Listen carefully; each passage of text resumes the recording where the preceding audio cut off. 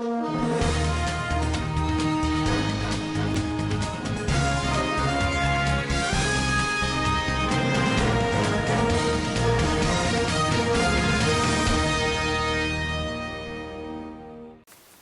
Matawale says security challenges in Zamfara state is being exaggerated. Zamfara government saves refined gold, boosts trade and economy. Nigeria Army takes delivery of more equipment, hails operational successes. On business, President Muhammadu Buhari to present 2021 budget to National Assembly on Thursday. And on the international scene, Vice President Mike Pence and Senator Kamala Harris will square off at the vice presidential debate. Hello and welcome to Svtv News. I am Musa Joy Onyoza. Governor Bello Matawale of Zamfara State has said the media is overblowing the security problem in the state. The governor said this while addressing the national leadership of Radio, Television and Theatre Arts Union Ratel, who paid him a courtesy call on Tuesday. He said the security challenges in the state was not as bad as it was being reported. Governor Matawale maintained that his administration had succeeded in restoring relative peace in the state, pointing out that when he took over the mantle of leadership, the state was almost under the hands of bandits. The governor explained that the people of the state and those from other parts of the country can now move freely in Zamfara state without fear of being killed or kidnapped. Zamfara State Governor Bello Mohammed Matawale Marado has pledged to host the 2020 National Delegates Conference of the Radio, Television and Theatre Art Workers Association, RATAW, in the state between November and December this year. The governor made the commitment when national leadership of the union under the national president, Comrade Kabir Garba Sani, paid him a courtesy call at the government house, Gusau. For more on the story, over now to our correspondent Peter Phillips. He said, with the improved security situation that has been achieved, as well as the interest by many international and local investors to come to the state, Zamfara government can now boast of the safety of people's lives and properties. He directed leadership of the union to liaise with the office of the State Commissioner of Information and that of the Special Advisor on Media, Communication and Public Enlightenment to organize the event. The governor, who described the media as the major channel of information dissemination between the government and the governed, however, appealed to the practitioners to always concentrate on positive sides in their reportage, especially while reporting issues concerning national security. He urged practitioners and handlers of social and new media platforms against showing pictures of arrested or killed unrepentant bandits, as such pictures are always used by the bandit leaders in the bushes to undermine peace dialogue, such as his peace initiatives, which has resulted in the unconditional repentance of hundreds of bandits, rescue of hundreds of kidnapped victims, and recovery of hundreds of weapons and rustled livestock in the state. Earlier, the national president of Ratau, Comrade Kabir Garba Sani, said they were in the state to commend the efforts of the governor in bringing lasting peace in the state. Peter Phillips, reporting for SVTV Gusau.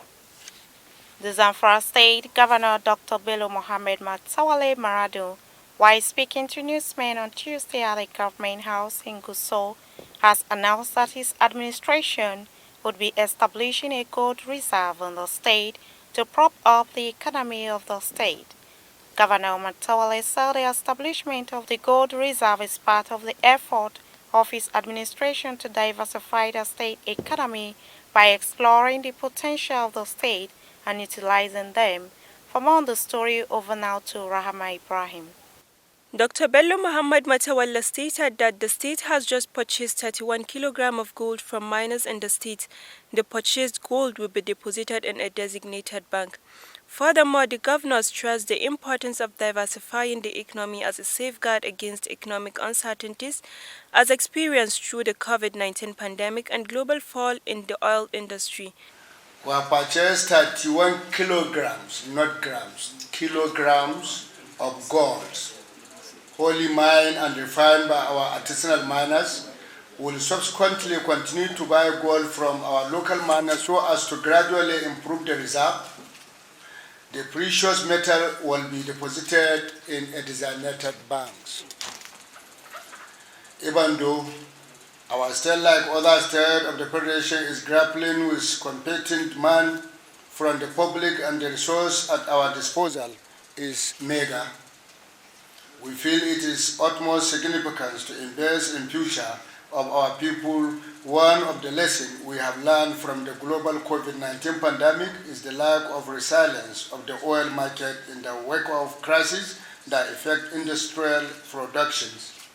The establishment of the gold reserve, therefore, is part of the relentless effort by my administration to diversify the state economy by exploring all potential of the state and maximally utilizing them for the benefit of both the present and future generation. I therefore here to present a 31 kilogram of gold as owned by Zamfara state government. He assured that the measures will be beneficial to both present and future generations of the state. I am Rahma Ibrahim Dusara reporting for Standard Voice Television. Governor Bello Mohammed Matawale Marado of Zamfara State has said that the state government has so far saved 31 kilograms of refined gold for the state government. The governor said there is an offer of 5 billion naira from some interested partners to be supplying them with gold bars over a period of time. He said the move was meant to boost the financial base of the state. For more on the story, Sumaya Ibrahim reports. The gold was wholly mined and refined by local miners. He said it is a measure being taken to ensure that the mineral resources in Zamfara state benefit the people. Governor Matawale, who said the government will continue to save gold for the states in designated banks and ensure that the state gets the respect it deserves by having the security needed for any business transaction. He said the gold was purchased by the state government and the idea is also meant to boost the trade in the state instead of what is obtainable today. The situation today is that a few people mine the gold, take it abroad and trade it out there without a single benefit for the people in the state. You might recall that before the onslaught of the pandemic of COVID-19, I participated at the African Business Roundtable, which was held in the sidelines of the United Nations General Assembly in New York in September 2019 with Mr. President of the Federal Republic of Nigeria. I also visited Russia and China, where I held several fora with prospective investors in the critical sectors of our state economy. While some of the investors have already started preparation to operate in the state, it is pathetic to note that the pandemic has generally affected the movement of capital and state effort to attract investors. I assure our good people that as soon as the situation improves further, we shall continue with our effort of attracting the much needed investment, most especially into our mining and agricultural sector, where our state has a proven comparative advantage. It will also stem the influx of illegal aliens who sponsor illegal mining activities and reduce the export of the commodity by miscreants who use the proceeds of their export to buy weapons with which trouble is fomented in some part of the state and area in general. The governor said it is this practice they want to change. It will be recalled that Governor Bello Muhammad earlier showed some of the gold to the president, where the president said it was the first time anyone physically showed him the Zamfara gold. Sumaya Dosara reporting for Svtv News. A new permanent secretary to the Police Service Commission has resumed with a promise of not only changing the narrative in the public service but to run all-inclusive administration where every staff counts. Alhaji Abubakar Ismaila, the new permanent secretary, speaking at the handover ceremony, said he will work to change the narrative that the public service is an institution where anything happens, stressing that he will always insist that things are done within the boundaries of the extant laws. He noted that public servant must be above board. Alhaji Ismaila said he is aware of the enormity of the challenges in the commission but promised to do his best to take it to the next level. Kebbi State government on Tuesday extolled the excellent performances of the wife of the state governor, Dr. Zainab Bagudu, as a director of the Union of International Cancer Control. The state government also threw its weight and that of the people of the state behind Dr. Bagudu at a press conference addressed by the secretary to the state government, Alhaji Babale Umar Yauri in Brini, Kebbi. For more on the story, over now to Samira Ibrahim. According to Yauri, the support to Dr. Wagudu became imperative as she had a momentous and excellent first tenure. The SSG said the General Assembly for Union for International Cancer Control (UICC) is voting online to elect new board members for a 2-year term. Dr. Zainab Bagudu, wife of the governor, is one of those directors seeking re-election. It may be recalled that Her Excellency was elected to the board at the UICC General Assembly, which took place 2 years ago at Kuala Lumpur, Malaysia. Alhaji Yauri expressed delight that Dr. Bagudu was the first female African to be elected to the board, adding that her election received the endorsement of the Nigerian government, cancer control organizations in Nigeria and other countries. Samira Ibrahim, reporting for Svtv, Gusau. The governor of Kaduna State, Malam Nasiru El-Rufai, has approved the appointment of Alhaji Ahmed Nuhu Bamali as the 19th Emir of Zazzau. The appointment was announced in a statement signed and issued on Wednesday by the Kaduna State Commissioner of Local Government Affairs, Jafaru Ibrahim Sani. The new Emir succeeds His Royal Highness Alhaji Shehu Idris, who died on Sunday 20th September 2020 after reigning for 45 years.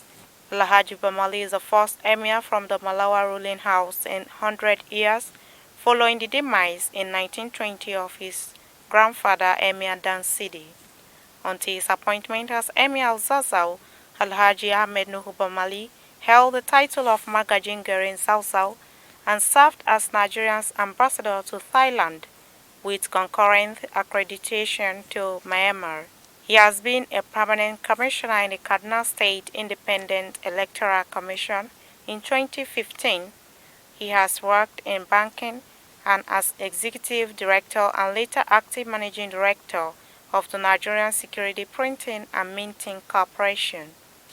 Troops of the Nigerian Army under Operation Sahel Sanity have succeeded in killing 4 notorious armed bandits after launching an aggressive bombardment on suspected armed bandit location at Ungwandoka village under Dandume local government area of Katsina State. The success was made in a continued fight against banditry, cattle rustling and kidnappings by the Nigerian Army, as contained in a statement by the Acting Director of Defense Media Operations, Brigadier General Bernard Oyoko, which was made available to newsmen in Gusau, Zamfara State capital. For more on the story, over now to our correspondent Shehu Magaji. General Onyeko further said the troops have succeeded in recovering 128 Russell cows, 6 goats and 18 sheep. General Onyeko said a suspected spy on military activities identified as Idris Yahya was arrested by the troops along Paskari-Ankara Road, whose job was to monitor the movements of troops. Furthermore, according to the statement on the 2nd October 2020, gallant troops deployed at Sabalai rescued 4 kidnapped victims from Giro village of Dandume local government area of Katsina State, following artillery bombardment on suspected bandits location at Ungwandoka village, which resulted in neutralizing 4 of the bandits while others escaped into the forest. Also on the 25th September 2020, troops deployed in Kauran Namoda, Zamfara State, acting on credible intelligence, successfully intercepted a herd of suspected Russell cattle, while the suspect fled into the bush, abandoning the animals. A total of 30 cows were recovered and handed back to their owners, while troops continue with the aggressive day and night patrols of the general area to deny criminal elements freedom of action. I am Shehu Magaji reporting for SBTV News. Scores of armed bandits have met their Waterloo in the northwest as troops of Operation Sahel Sanity continue to record successes in routing them. Eyewitnesses say these troops are determined to rid the region of bandits and other criminal elements. Acting Director of Defense Media Operations, Brigadier General Bernard Oyoko in a statement says scores of cattle have been recovered and several kidnapped victims also rescued. The operations, which followed credible human intelligence, also saw to the recovery of a cache of assorted weapons. The gallant troops of Operation Sahel Sanity have continued to record tangible achievement in their quest to rid the entire northwest zone of banditry, cattle rustling, kidnapping, and other sundry criminalities. The federal government has ordered an investigation into the report by the Independent Corrupt Practices and Other Related Offences Commission that the 2.67 billion naira meal subsidy for 104 unity schools was allegedly found in private accounts. The Director Press and Public Relations, Federal Ministry of Education, Ben Gong, made the announcement in Abuja on Tuesday in a statement titled ICPC Education Ministry to collaborate on Unity Schools investigation. The statement followed a report of the Independent Corrupt Practices and Other Related Offences Commission that the sum of 2.67 billion naira released to the 104 unity colleges during the COVID-19 lockdown for meal subsidies found its way into individual accounts. The Minister of Education, Adamu, has therefore ordered a full-scale investigation into the matter. In response to queries issued by the Federal Ministry of Education, the principals explained that payment of meal subsidy to unity colleges on the Government Integrated Financial Management Information System platform are designed to accommodate individual officers of those colleges who are officially recognized to receive such payment and disburse same to food vendors. These followed difficulties encountered by farmers, local food vendors, and market women who do not have tax identification numbers, PAN card, and other requirements to access the payment platform. The statement added that the principals explained that payments made included debts owed food vendors before the COVID-19 lockdown. We'll be right back after this short commercial break. Stay tuned.